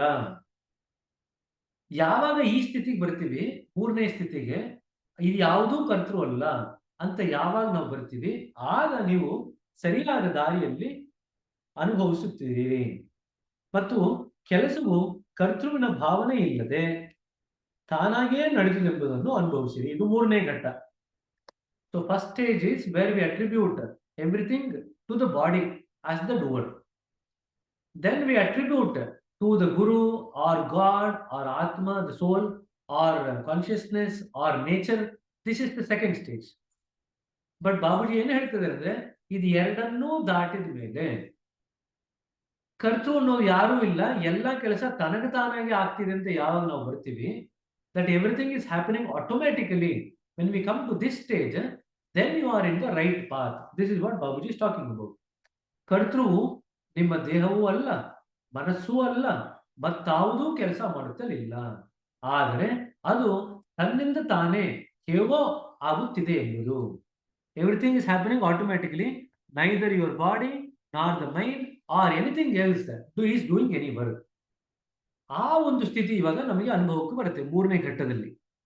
ಈ ಸ್ಥಿತಿಯಲ್ಲಿ ಹೇಗೆ, ಯಾರಿಂದ ಅಥವಾ ಯಾರ ಮೂಲಕ ಎಂಬ ಪ್ರಶ್ನೆಗಳು ನಿಮ್ಮ ಮನಸ್ಸಿನಲ್ಲಿ ಬರುವುದೂ ಇಲ್ಲ. A person who is existing at that level will not have the question of how, why, through whom. These questions vanish at this particular level. ಮೂರನೇ ಸ್ತರದ ಹಂಗೆ ಬಂದಾಗ ಈ ಪ್ರಶ್ನೆಗಳೆಲ್ಲ ಕೂಡ ಮಾಯವಾಗುತ್ತೆ. ಈ ಪ್ರಶ್ನೆಗಳು ಯಾವಾಗ ಮಾಯವಾಗುತ್ತೆ ಅಂದ್ರೆ, ನಾವು ಕೇಂದ್ರ ಮಂಡಲವನ್ನು ಪ್ರವೇಶ ಮಾಡಿದಾಗ, ಆತ್ಮ ಸಾಕ್ಷಾತ್ಕಾರ ಆದಾಗ ಈ ಪ್ರಶ್ನೆಗಳೆಲ್ಲ ತನಗೆ ತಾನಾಗೆ ಎಲ್ಲೂ ಮಾಯವಾಗುತ್ತೆ. ಈಗ ಅಲ್ಲಿಗೆ ಮುಗಿತಾ ಇಲ್ಲ, ಇನ್ನು ಮುಂದಕ್ಕೆ ಹೋದ್ಮೇಲೆ ಏನಾಗುತ್ತೆ ಅಂತ ಹೇಳ್ತಾರೆ. What happens further? ಇದಕ್ಕಿಂತಲೂ ಮುಂದೆ ಹೋಗಿ ನೀವು ಕಾರ್ಯವಾಗುವುದಕ್ಕಿಂತ ಮುಂಚೆಯಾಗಲಿ, ಅದು ನಡೆದ ಮೇಲಾಗಲಿ, ಅದರ ಯಾವ ಕಲ್ಪನೆಯೂ ಇಲ್ಲದಿರುವುದನ್ನು, ಅವಶ್ಯಕತೆಗಳನುಸಾರವಾಗಿ ಕಾರ್ಯವು ತನ್ನಿಂದ ತಾನೇ ನಡೆಯುತ್ತಿರುವುದನ್ನು ಅನುಭವಿಸಿರಿ. Then the fourth stage.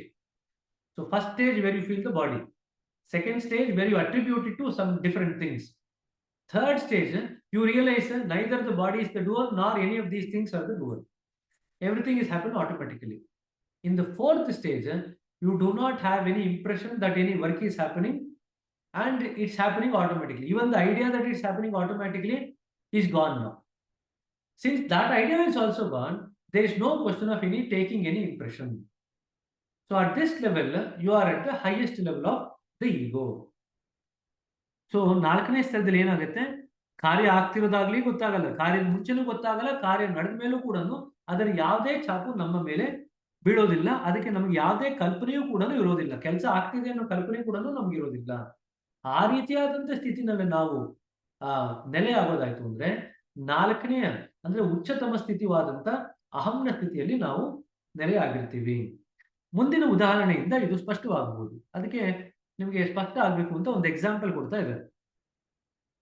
ಒಬ್ಬ ಮನುಷ್ಯನು ಮಲಗಿದ್ದಾನೆ. ನಿದ್ರೆಯಲ್ಲಿ ಸೊಳ್ಳೆಗಳು, ಇರುವೆಗಳು ಅವನನ್ನು ಕಚ್ಚುವವು, ಅಥವಾ ಅವನಿಗೆ ನವೆಯ ಅನುಭವವಾಗುವುದು. ಆತನ ಕೈ ತಾನಾಗಿಯೇ ಆ ಭಾಗಕ್ಕೆ ಹೋಗಿ ಅವಶ್ಯವೆನಿಸಿದಷ್ಟು ಕೆರೆಯುವುದು. ಆದರೂ ಅವನು ನಿದ್ರೆಯಲ್ಲಿಯೇ ಇರುವನು. ಈಗ ಈ ಕಾರ್ಯದ ಮೊದಲಾಗಲಿ ಅನಂತರವಾಗಲಿ ಆತನಿಗೆ ಈ ಬಗ್ಗೆ ಯಾವುದೇ ಕಲ್ಪನೆಯೂ ಇರುವುದಿಲ್ಲ. ಎಚ್ಚರ ಹೊಂದಿದಾಗ ಇದರ ವಿಷಯವೇನು ಆತನ ನೆನಪಿಗೆ ಬಾರದು. ಈ ಸ್ಥಿತಿಯು ಪ್ರಾಪ್ತವಾದಾಗ ಎಂದರೆ ಜಾಗೃತಾವಸ್ಥೆಯಲ್ಲಿ ನಿದ್ರೆ ಸ್ಥಿತಿಯು ಬಂದು ಪ್ರಸಂಗಾನುಸಾರ ಕಾರ್ಯದ ಅಥವಾ ಕರ್ತೃತ್ವ ಭಾವನೆ ಇಲ್ಲದೆ ವರ್ತಿಸುತ್ತಾ ಮುಂದುವರಿದಾಗ ನೀವು ಮಾಡುವ ಕಾರ್ಯಗಳು ನಿಮ್ಮ ಮೇಲೆ ಯಾವ ಸಂಸ್ಕಾರಗಳನ್ನು ಉಂಟು ಮಾಡುವುದಿಲ್ಲ. ಇದಕ್ಕಿಂತ ಸ್ವಲ್ಪ ಮುಂದೆ ಹೋದರೆ ಇದು ಸಾರೂಪ್ಯದಲ್ಲಿ ಪರಿಣಮಿಸುವುದು. ಸೊ ಈ 4ನೇ ಸ್ತರನು ದಾಟಿ ಹೋದ್ಮೇಲೆ ಅದಕ್ಕೆ ನಾವು ಸಾರೂಪ್ಯ ಅಥವಾ the state of identity of the ego ಅಂತ ಕರಿತೀವಿ. ಒಂದು ಉದಾಹರಣೆ ಕೊಟ್ಟಿದ್ದಾರೆ. ನಿದ್ದೆ ಮಾಡಿ, ಇದೆಲ್ಲ ಓದಿದ ಅರ್ಥ ಆಯ್ತು ಅಂತ ಅನ್ಕೊಳ್ತೀನಿ. ನಿದ್ದೆ ಮಾಡಿದ್ದೀರಾ, ಸೊಳ್ಳೆ ಕಚ್ಚಿದೆ, ನಿಮಗೆ ಅದರ ಅನುಭವ ಆಯ್ತು, ನವೆ ಅನುಭವ ಆಗುತ್ತೆ, ನಮ್ಮ ಕೈಯಲ್ಲಿ ಹೋಗುತ್ತೆ, ಕೆರ್ಕೊಳ್ಳುತ್ತೆ. ಬೆಳಗ್ಗೆ ಎದ್ದು ಯಾರೋ ಅದನ್ನ ನೋಡಿದ್ದವರು ಕೇಳಿದ್ರೆ, ನಿದ್ದೆನಲ್ಲಿ ನಿಮಗೆ ತುಂಬಾ ಸೊಳ್ಳೆ ಕಚ್ತಾ ಇತ್ತು, ನೀವು ತುಂಬಾ ಕೆರ್ಕೊಳ್ತಿದ್ದೆ ಅಂದ್ರೆ, ಹೌದಾ, ನಂಗೆ ಸೊಳ್ಳೆ ಕಚ್ಚಿದ್ದು ಗೊತ್ತಾಗಿಲ್ಲ, ಕೆರ್ಕೊಂಡಿದ್ದು ಗೊತ್ತಾಗಿಲ್ಲ ಅಂತ ಹೇಳ್ತಾರೆ. ಹಾಗಾದ್ರೆ ಈ ಸ್ಥಿತಿ ಯಾವಾಗ ಬರುತ್ತೆ? ಈ ಸ್ಥಿತಿ ಯಾವಾಗ ಬರುತ್ತೆ ಅಂದ್ರೆ ಜಾಗೃತಾವಸ್ಥೆಯಲ್ಲಿಯೇ ನಿದ್ರೆಯ ಸ್ಥಿತಿ. ಹಾಗಾದ್ರೆ ಜಾಗೃತಾವಸ್ಥೆ ನಿದ್ರೆಯ ಸ್ಥಿತಿನಂದ್ರೆ ಜನಕ್ಕೆ ಹೇಳಿದಾಗ ಅವ್ರು ಏನ್ ಮಾಡ್ತಾರೆ ಅಂದ್ರೆ, ಸರಿ ಸರ್ ನಾಳೆಯಿಂದ ಮಧ್ಯಾಹ್ನ ಮಲ್ಕೊಂಡ್ಬಿಡ್ತೀನಿ ಅಂತ ಹೇಳ್ತಾರೆ. ಅದಲ್ಲ, ಜಾಗೃತವಾಗಿಯೇ ಇರಬೇಕು. ಆದ್ರೆ ನಿದ್ದೆ ಸ್ಥಿತಿನಲ್ಲಿ ಸೊಳ್ಳೆ ಕಚ್ಚೋದಾಗ್ಲಿ, ನವೆ ಬರೋದಾಗ್ಲಿ, ಕೆರ್ಕೊಂಡಿರೋದಾಗ್ಲಿ ಯಾವುದು ನಮ್ಗೆ ಹೇಗೆ ಗೊತ್ತಾಗದಿರ ತನಗೆ ತಾನಾಗೆ ಎಲ್ಲ ಕೆಲಸ ಆಗುತ್ತೋ ಆ ರೀತಿಯಾಗಿ ನಾವು ಎಚ್ಚರಿಕೆ ಅವಸ್ಥೆಯಲ್ಲಿ ಇದ್ದಾಗ, ಎಚ್ಚರಿಕೆ ಅವಸ್ಥೆಯಲ್ಲಿ ಎಲ್ಲ ಕೆಲಸ ಆಗ್ತಾ ಇದೆ. ನಿದ್ರೆಯಲ್ಲಿ ಹೇಗೆ ಏನು ಗೊತ್ತಾಗೋದಿಲ್ವೋ ಅದೇ ರೀತಿ ಇಲ್ಲೂ ಆ ಸ್ಥಿತಿ ಬಂದಾಗ ನೀವು ಆ ಅಹಂನ ಪರಿಪೂರ್ಣವಾದಂತ 4ನೇ ಘಟ್ಟದಲ್ಲಿ ಇದ್ದೀರಾ ಅಂತ. ಅದನ್ನೂ ದಾಟಿ ಹೋದ್ಮೇಲೆ ಅಹಮ್ಮು ಸಾರೂಪ್ಯದ ಸ್ಥಿತಿಯನ್ನು ಪಡೆಯುತ್ತೆ ಅಂತ ಬಾಬೂಜಿಯವರು ಹೇಳ್ತಾ ಇದ್ದಾರೆ. ಸರಿನಾ? ಅಹಂಕಾರದ ಇವೇ ಹಲವು ಸ್ಥಿತಿಗಳು ಕೇಂದ್ರ ಮಂಡಲವನ್ನು ಪ್ರವೇಶಿಸಿದಾಗ ನಷ್ಟಪ್ರಾಯವಾಗುವು. ನಾನು ಹೇಳಿದ ಸಾರೂಪ್ಯ ಅಥವಾ ಮುಕ್ತಾತ್ಮರ ಸಾಮಾನ್ಯ ಕುರು ಇನ್ನೂ ಉಳಿದಿರುವುದು. ಈಗ ಅಹಂ ಪೂರ್ತಿ ರಿಫೈನ್ ಆಗಿದೆ, ಪೂರ್ತಿ ಸೂಕ್ಷ್ಮವಾಗಿದೆ, ಅದು ಯಾವುದೇ ಪದಗಳಿಲ್ಲ ಅಥವಾ ಯಾವುದೇ ಆವರಣಗಳಿಲ್ಲದ ಸ್ಥಿತಿನಲ್ಲಿದೆ, ಸಾರೂಪ್ಯದ ಸ್ಥಿತಿನಲ್ಲಿದೆ. ಆ ಸಾರೂಪ್ಯದ ಸ್ಥಿತಿ, ಅಹಂನ ಸಾರೂಪ್ಯದ ಸ್ಥಿತಿ ಇದೆಯಲ್ಲ, ಅದೇನೆ ಮಹಾತ್ಮರ ಸಾಮಾನ್ಯ ಕುರುಹು. ಇದನ್ನ ಅಂಡರ್ಲೈನ್ ಮಾಡ್ಕೊಳ್ಳಿ. ಅಹಂನ ಸಾರೂಪ್ಯದ ಸ್ಥಿತಿ ಮಹಾತ್ಮರ ಸಾಮಾನ್ಯ ಕುರುಹು. ಅಲ್ಲಿ ಇನ್ನೂ ಅದು ಉಳಿದಿರುತ್ತೆ. ಅದು ಮಹಾಪ್ರಳಯದ ಕಾಲಕ್ಕೆ ಮಾತ್ರವೇ ಎಲ್ಲವೂ ನಷ್ಟವಾದಾಗ ಇಲ್ಲದಂತಾಗುವುದು. ಶೂನ್ಯವೆಂಬುದು ಆಗಲೂ ಉಳಿಯುವುದು. ಮಹಾಪ್ರಳಯವಾದ್ಮೇಲೂ ಕೂಡ ಇನ್ನೂ ಶೂನ್ಯ ಅನ್ನೋದು ಉಳಿಯುತ್ತೆ. ಎಂದರೆ ಮುಕ್ತಾತ್ಮರ ಎಲ್ಲ ಸಾರೂಪ್ಯಗಳು ಅಸ್ತಿತ್ವದಲ್ಲಿರುವ ಪ್ರತಿಯೊಂದು ವಸ್ತುವಿನ ಸಾರೂಪ್ಯವು ತಮ್ಮ ಪೃಥಕ್ ಚಿಹ್ನೆಗಳನ್ನು ಕಳೆದುಕೊಂಡು ಒಂದೊಂದರಲ್ಲಿ ಲಯವಾಗುವುದು ಮತ್ತು ಸಮಯ ಬಂದಾಗ ಮುಂದೆ ಹೊಸ ಸೃಷ್ಟಿಯನ್ನು ರಚಿಸಲು ಇದು ಸ್ವಯಂ ಒಂದು ಸಾರೂಪ್ಯವಾಗುವುದು.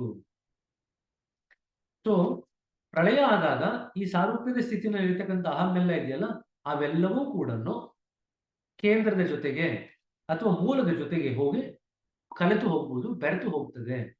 ಅದೆಲ್ಲವೂ ಬೆರೆತು ಹೋದಾಗ ಶೂನ್ಯದಲ್ಲಿ ಮತ್ತೆ ಆ ಬೆರೆತಂತ ಸ್ಥಿತಿನಲ್ಲಿ ಇರತಕ್ಕಂಥ ಸ್ಥಿತಿ ಮುಂದಿನ ಸೃಷ್ಟಿ ಚಕ್ರಕ್ಕೆ ನಾಂದಿ ಆಗುತ್ತೆ. ಸೊ ಇದೊಂದು ಪ್ಯಾರಾಗ್ರಾಫ್ ಓದ್ಬಿಟ್ಟು ನಿಲ್ಲಿಸೋಣಂತೆ. ಆ ಸ್ಥಾನವನ್ನು ಸೇರಿದಾಗ ಮನುಷ್ಯನು ತಾನು ಆದೇಶ ಪಡೆದ ರೀತಿಯಲ್ಲಿ ವಿಶ್ವವನ್ನು ನಿಯಂತ್ರಿಸುವನು. ಯಾವ ಸ್ಥಾನವನ್ನು ಪಡೆದಾಗ? ಮೂಲದೊಳಗೆ ಸಾರೂಪ್ಯವನ್ನು ಪಡ್ಕೊಂಡು ಕೇಂದ್ರದೊಳಗೆ ತನ್ನ ಸಂಬಂಧವನ್ನು ಮರುಸ್ಥಾಪನೆ ಮಾಡಿಕೊಂಡಾಗ, ಆ ಸ್ಥಾನವನ್ನು ಪಡೆದಾಗ ಮನುಷ್ಯನು ತಾನು ಆದೇಶ ಪಡೆದ ರೀತಿಯಲ್ಲಿ ವಿಶ್ವವನ್ನು ನಿಯಂತ್ರಿಸುವನು. ಹಾಗಾದ್ರೆ ಆದೇಶ ಎಲ್ಲಿಂದ ಬರ್ತಿದೆ ಅಂತ ಮುಂದಿನ ಪ್ರಶ್ನೆ ಬರುತ್ತೆ. ಆದೇಶ ಕೇಂದ್ರದಿಂದಲೇ ಬರ್ತಾ ಇರುತ್ತೆ. ಆದೇಶಗಳು ಕೇವಲ ಮೂಲದಿಂದನೇ ಬರುವವು. ಇದನ್ನ ಅಂಡರ್ಲೈನ್ ಮಾಡ್ಕೊಳ್ರಿ. ಎಲ್ಲಿಂದ ಆದೇಶ ಬರುತ್ತೆ? ಈ ವ್ಯಕ್ತಿ ಆ ಆದೇಶದ ಪ್ರಕಾರ ವಿಶ್ವವನ್ನು ಪಾಲನೆ ಮಾಡ್ತೇನೆ ಅನ್ನೋದಾದ್ರೆ ಅವನಿಗೆ ಆದೇಶ ಎಲ್ಲಿಂದ ಬರುತ್ತೆ ಅಂದ್ರೆ ಮೂಲದಿಂದ ಬರುತ್ತೆ. ಅವು ಹೇಗೆ ಬರುವುದೆಂಬುದನ್ನು ನಾನು ಹೇಳಬಹುದಾಗಿತ್ತು, ಆದರೆ ಅಂತ ಅನುಭವವು ಪ್ರಾಪ್ತವಾಗದೆ ತಪ್ಪು ತಿಳಿವಳಿಕೆಯಾಗುವ ಸಂಭವವಿರುವುದರಿಂದ ಅದನ್ನಿಲ್ಲಿ ಹೇಳುವುದಿಲ್ಲ. ಆತನಿಗೆ ವಿಶಿಷ್ಟ ಶಕ್ತಿಗಳನ್ನು ಕೊಡಲಾಗುತ್ತದೆ. ಸೊ ಯಾರು ಸೆಂಟರ್ ಜೊತೆಗೆ, ಕೇಂದ್ರದ ಅಥವಾ ಮೂಲದ ಜೊತೆಗೆ ಸಂಬಂಧವನ್ನು ಮರುಸ್ಥಾಪನೆ ಮಾಡಿಕೊಳ್ತಾರೋ ಅವರಿಗೆ ವಿಶೇಷವಾದಂತಹ ಶಕ್ತಿಗಳನ್ನು ಕೊಡಲಾಗುತ್ತೆ ಮತ್ತು ಅವನು ಅವುಗಳಿಂದ ಕೆಲಸವನ್ನು ಮಾಡಲು ಆರಂಭಿಸುತ್ತಾನೆ. ಆತನು ಭಗವತ್ಕಾರ್ಯದ ತರಂಗಗಳನ್ನು ಅನುಭವಿಸಿ ಅದರಂತೆ ಮಾಡುತ್ತಿರುವನು. ಅಲ್ಲಿ ಒಂದು ಕ್ಲೂ ಕೊಟ್ಟಿದ್ದಾರೆ ಹಾಗೆ ಅವರಿಗೆ ಆದೇಶ ಬರುತ್ತೆ ಅಂದ್ರೆ ಭಗವತ್ ಕಾರ್ಯಕ್ಕೆ ಬೇಕಾಗಿರ್ತಕ್ಕಂಥ ಕಂಪನಗಳ ತರಂಗಗಳನ್ನು ಅವರು ಅನುಭವಿಸಿ ಅದರಿಂದ ಆದೇಶವನ್ನು ಪಡ್ಕೊಳ್ತಾರೆ. ಭಗವಂತನ ಪ್ರತಿಯೊಂದು ಆಜ್ಞೆಯು ಆತನ ಮೂಲಕವಾಗಿಯೇ ಹೊರಡುತ್ತದೆ. ಅವನು ನಿಸರ್ಗದಲ್ಲಿ ಆ ಪ್ರತಿಯೊಂದನ್ನು ಗ್ರಹಿಸುವನು. ಆತನ ದೃಷ್ಟಿಗೆ ಎಲ್ಲವೂ ಸ್ಪಷ್ಟವಾಗಿದೆ. ಐಕ್ಯವು ಸಂಪೂರ್ಣ ವ್ಯಾಪಿಸಿ ಒಳಗೂ ಹೊರಗೂ ಅದನ್ನೇ ಅನುಭವಿಸುವನು. ಆತನು ಕಲ್ಲು, ಮನುಷ್ಯ ಅಥವಾ ಸಸ್ಯವನ್ನು ಜಡ ರೂಪದಲ್ಲಿರುವ ಹಾಗೆ ಗುರುತಿಸಲಾರನು. ಇಲ್ಲಿಗೆ ಬಂಧನಗಳು ಮುಗಿದು ಹೋದವು. ಸೊ ಆ ಸ್ಥಿತಿನಲ್ಲಿ ಏರ್ಪಾಡಾದವ್ರಿಗೆ ಜಡ ರೂಪದಲ್ಲಿ ಯಾವುದೂ ಕೂಡ ಕಾಣಲ್ಲ. ಅವರು ಬೇರೆ ಬೇರೆ ವಸ್ತುಗಳು ಏನು ಅವ್ರ ಮುಂದೆ ಕಾಣುತ್ತೆ ಅದಕ್ಕೆ ರಿಲೇಟ್ ಆಗ್ತಕ್ಕಂಥದ್ದೇ ಬೇರೆ ಒಂದು ಸ್ಥಿತಿನಲ್ಲಿ ರಿಲೇಟ್ ಆಗ್ತಾರೆ. Whatever happens in nature is very clear to him. Everything is so crystal clear. There is so much clarity in his vision. So ಆ ಕೇಂದ್ರದಿಂದ ಬರ್ತಕ್ಕಂಥ ತರಂಗಗಳ ಮುಖಾಂತರ ಆ ಎಲ್ಲಾ ತರಂಗಗಳು ಆ ವ್ಯಕ್ತಿ ಮುಖಾಂತರನೇ ಹಾದು ಹೋಗ್ಬೇಕು. ಆ ವ್ಯಕ್ತಿ ಆ ತರಂಗಗಳಿರ್ತಕ್ಕಂಥ ಆದೇಶವನ್ನು ಗ್ರಹಿಸಿಕೊಂಡು ಅದರ ಪ್ರಕಾರ ಕೆಲಸವನ್ನು ಮಾಡ್ತಾರೆ. ಇಲ್ಲಿ ಯಾವುದೇ ತರದ ಧ್ಯಾನವಾಗಲಿ ಪೂಜೆ ಆಗಲಿ ಬೇಕಾಗುವುದಿಲ್ಲ. ನಾವು this is the end of meditation. ಇಲ್ಲಿ ನೋಡ್ರಿ, ಇಲ್ಲಿಗೆ ಬಂಧನಗಳೆಲ್ಲವೂ ಮುಗಿದು ಹೋಗುವು. ಇದು ಚರಮ ಗುರಿಯಾಗಿದ್ದು ಜೀವನದ ಸಮಸ್ಯೆಯು ಪೂರ್ಣವಾಗಿ ಪರಿಹಾರವಾಯಿತು. ಇಲ್ಲಿ ಯಾವುದೇ ತರದ ಧ್ಯಾನವಾಗಲಿ ಅಥವಾ ಪೂಜೆಯಾಗಲಿ ಅಗತ್ಯವಿರುವುದಿಲ್ಲ. So at this stage there is no need for any sadhana or any meditation. Everything comes to an end because we have reached the goal. What is the goal? To establish our original connection with the centre. That is our goal. ನಿಸರ್ಗದ ವಿವಿಧ ಶಕ್ತಿಗಳು ಆತನ ಅಂಕಿತದಲ್ಲಿದ್ದು ಅವುಗಳಿಂದ ಕೆಲಸವನ್ನು ತೆಗೆದುಕೊಳ್ಳುವನು. ಅವೆಲ್ಲ ಅವನ ಆಜ್ಞೆಯನ್ನು ಫಲಿಸುವವು. ಯಾವುದೇ ಒಂದು ಕಾಲಕ್ಕೆ ಇಂಥ ವಿಭೂತಿಯು ಸಮಸ್ತ ವಿಶ್ವದಲ್ಲಿ ಕೇವಲ ಒಬ್ಬನೇ ಇರುವನು. ಮಹಾಪ್ರಳಯದ ಕಾಲ ಬಂದಾಗ ಆಗ ಇರುವ ವಿಭೂತಿಯು ಸೃಷ್ಟಿಯನ್ನು ಲಯಗೊಳಿಸಲು ನೇಮಿತನಾದ ಮುಕ್ತಾತ್ಮನೊಂದಿಗೆ ಕೆಲಸ ಮಾಡುವನು. ಸೊ ಒಬ್ಬನೇ ಇರ್ತಾನೆ. ಬಾಬೂಜಿ ಅವರು ಬರೀತಾರೆ, ರಾಮನ ಅವತಾರ ಆದಾಗ ಆ ಯುಗದವರೆಗೂ ಕೂಡ ರಾಮಂದು ಅಧಿಕಾರ ಇತ್ತು. ಈಗ ಕೃಷ್ಣನ ಅವತಾರ ಆಗಿದೆ. ಈ ಯುಗ ಮುಗಿಯುವವರೆಗೂ ಕೂಡ ಕೃಷ್ಣನ ಅಧಿಕಾರ ಇರುತ್ತೆ. ಅದೇ ರೀತಿಯಾಗಿ ಆಧ್ಯಾತ್ಮಿಕ ಸ್ಥಳದಲ್ಲಿ ಬಾಬೂಜಿಯವರು ಮಹಾಪ್ರಳಯದವರೆಗೂ ಕೂಡ ಅವರೇ ಕೂಡ ಇನ್ಚಾರ್ಜ್ ಆಗಿರ್ತಾರೆ. ಅವರೇ ಈಗ ಇರ್ತಕ್ಕಂಥ ವಿಭೂತಿ ಪುರುಷ. ಮಹಾಪ್ರಳಯದಲ್ಲಿ ಏನಾಗಬೇಕಾಗಿದೆ ಕೆಲಸಗಳು, ಆ ಎಲ್ಲ ಕೆಲಸಗಳನ್ನು ಬಾಬೂಜಿಯವರು ಬೇರೆ ಮುಕ್ತಾತ್ಮರೊಂದಿಗೆ ಯಾರಿದಾರಲ್ವಾ ಅವರೊಂದಿಗೆ ಸಹಕಾರ ತಗೊಂಡು ಆ ಏನು ಮಹಾಪ್ರಳಯದ ಕೆಲಸವನ್ನು ಕಾರ್ಯಗತಗೊಳಿಸ್ತಾರೆ. ಈ ಮುಕ್ತಾತ್ಮನು ಇತರರಿಗಿಂತ ಕೇಂದ್ರಕ್ಕೆ ಅತಿ ಸಮೀಪನಾಗಿರುವನು. 6ನೇ ಆಕೃತಿಯಲ್ಲಿ ಮುಕ್ತಾತ್ಮನ ತರಣ ಸ್ಥಾನವನ್ನು ತೋರಿಸಲಾಗಿದೆ. ಅವರು ಕೇಂದ್ರಕ್ಕೆ ಸಮೀಪದಲ್ಲಿಯೇ ವಿಶಾಲವಾದ ಅನಂತ ಕ್ಷೇತ್ರದಲ್ಲಿ ಈಜಾಡುತ್ತಿರುವರು. So there are very near to the centre, swimming in the region next to the centre. ಮೇಲೆ ವಿವರಿಸಲಾದಂತೆ ಮಹಾಪ್ರಳಯ ಬಂದಾಗಲ್ಲ ಮುಕ್ತಾತ್ಮರು ತಮ್ಮ ವ್ಯಕ್ತಿತ್ವವನ್ನು ಸಂಪೂರ್ಣವಾಗಿ ಕಳೆದುಕೊಳ್ಳುವರು. ಅಟ್ ದ ಟೈಮ್ ಆಫ್ ಮಹಾಪ್ರಳಯ all these liberated realized persons lose their identity. That identity merges back into the center. So 6 ಆಯ್ತು. ಇದೊಂದು ಪ್ಯಾರಾಗ್ರಾಫ್ ಇಲ್ಲಿವರೆಗೆ ಮುಗಿಸಿ ನಿಲ್ಲಿಸಂತೆ. 181. ಸಿ ಎಂದು ಗುರುತಿಸಲಾದ ಕೇಂದ್ರದ ಸುತ್ತಮುತ್ತಲಿನ ಸ್ಥಾನವು ಮುಕ್ತಾತ್ಮರು ಈಜಾಡುವ ಹಾಗೂ ಉತ್ತರಣ ಮಾಡುವ ಸ್ಥಾನವಾಗಿದೆ. ಇದನ್ನ ಅಂಡರ್ಲೈನ್ ಮಾಡ್ಕೊಳ್ರಿ.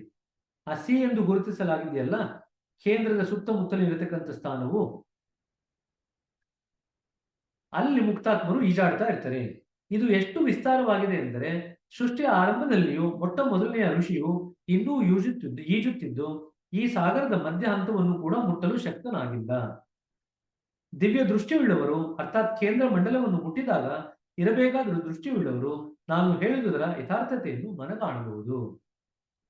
So one who has special vision, as they enter into the central region, as they are supposed to have, they can see that the first stage who started swimming in this particular uh, realm has not crossed this half of the infinite ocean.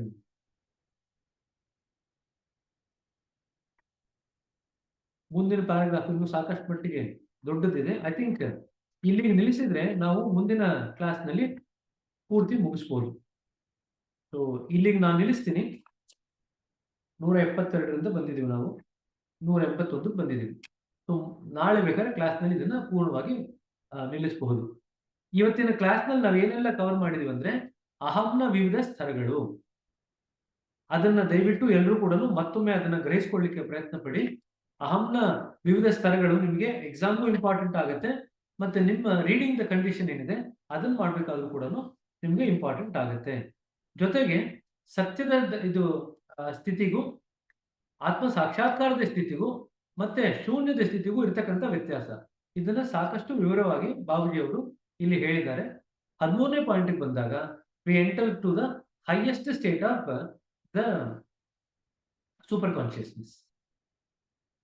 So ಹಾಗೆ ಪಿಂಡ ಪ್ರದೇಶದಲ್ಲಿ ಇದೆಯೋ ಅದಕ್ಕೆ ವ್ಯತಿರಿಕ್ತವಾದಂಥ ರೀತಿಯಲ್ಲಿ, ಅಂದ್ರೆ ಉಲ್ಟಾ ಸ್ಥಿತಿನಲ್ಲಿ 13ನೇ ಬಿಂದುವಿನಲ್ಲಿ highest state of super consciousness ಇದೆ. ಅದನ್ನ ನಾವು ಗ್ರಹಿಸಿಕೊಂಡು 13ನೇ ಪಾಯಿಂಟ್ ಹತ್ರ ಬರೆತಿದ್ದಂಗೆನೆ ಸಾರೂಪ್ಯತೆಯನ್ನು ಪಡಿತೀವಿ. ಆ ಸಾರೂಪ್ಯತೆ ಪಡ್ಕೊಂಡ ನಂತರ ಕೇಂದ್ರದಿಂದ ಶಕ್ತಿಯನ್ನು ನಾವು ಹೀರ್ಕೊಳ್ಳಿಕ್ಕೆ ಸಾಧ್ಯ ಆಗುತ್ತೆ. ಯಾವ ಕೇಂದ್ರದಿಂದ ಶಕ್ತಿಯನ್ನು ನಾವು ಹೀರ್ಕೊಳ್ತೀವಿ, ನಮ್ಮ ಗುರಿ ಅಚಲವಾಗಿದ್ದು ನಮ್ಮ ಧ್ಯೇಯ ಸ್ಪಷ್ಟವಾಗಿದ್ರೆ ಮಾತ್ರ ನಾವು ಗುರಿಯಿಂದ ನಮ್ಮ ಕೇಂದ್ರ ಮಂಡಲದಿಂದ ಶಕ್ತಿಯನ್ನು ಪಡ್ಕೊಂಡು ಆ ಶಕ್ತಿಯ ಮುಖಾಂತರ ನಾವು ನಮ್ಮ ಪ್ರಯಾಣವನ್ನು ಮುಂದುವರಿಸ್ತೀವಿ. ಇಲ್ಲಿ ಗುರುವಿನ ಸ್ಥಾನವನ್ನು ಕೂಡ ಮುಂದಕ್ಕೆ ಅವರು ವಿವರ ಮಾಡ್ತಾ ಹೋಗ್ತಾರೆ. ಗುರುವಿನಿಗೆ ಏನ್ ಕೆಲಸ ಇರುತ್ತೆ, ಗುರು ಏನ್ ಮಾಡ್ತಾರೆ ಮುಂದಕ್ಕೆ ಹೋಗ್ತಾ, ಇದೆಲ್ಲವನ್ನು ಕೂಡ ಅವರು ವಿವರಿಸ್ತಾರೆ. ಅದನ್ನ ಮುಂದಿನ ತರಗತಿನಲ್ಲಿ ನೋಡೋಣಂತೆ. ಇಲ್ಲಿಗೆ ನಿಲ್ಲಿಸ್ತೀನಿ. ಏನಾದರೂ ಪ್ರಶ್ನೆಗಳಿದ್ರೆ ಕೇಳಬಹುದು.